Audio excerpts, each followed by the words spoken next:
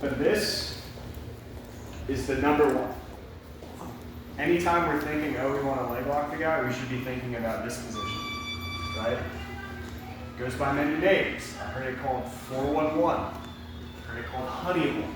I've heard it called inside Sunkaku. I've heard it called the saddle. I generally call it the saddle. I've also heard it called double trouble. So if you look up any of those, you'll find this position.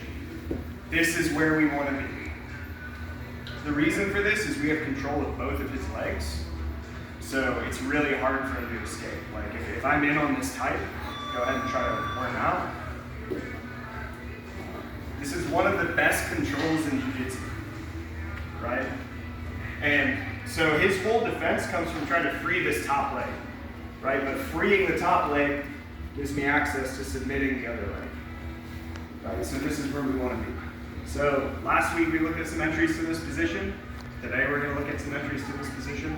Maybe we'll get to some finishes. The other big advantage to this position is the amount of finishes we can apply. We're not going to drill them right now, but I'll run you through them. So my first one is called the leg lace. Right, I'm here, and I step. I get a knee bar / calf slicer depending on my foot placement. Right, I've got my straight ankle lock. Got my heel hook.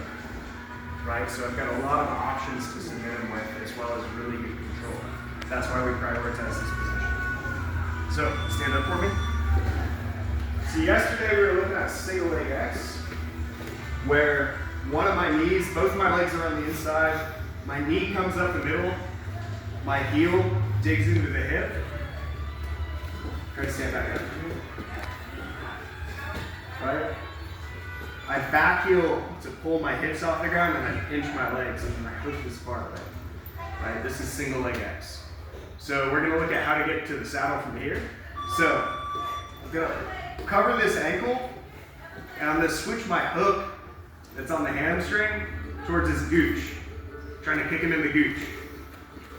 I come down with my leg, and I step, and then I kick. My whole goal is to get his hands on the floor.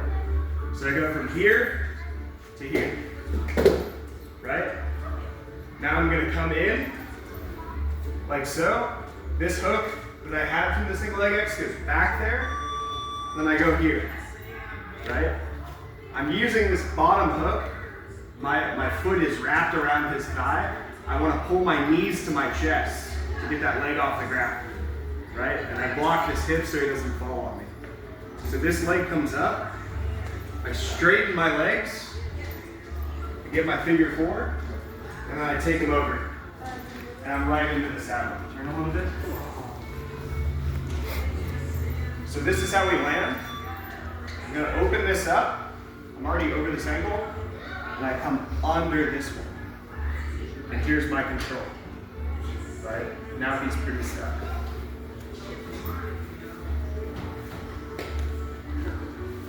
So both my legs are inside. I come up. My heel tucks on his hip. My foot tucks on his hamstring, and I pinch my knees and bring my hips up, right? I can sweep him very easily just by extending, but it doesn't get us into the position we want, right? So I'm gonna switch my hamstring hook to the gooch.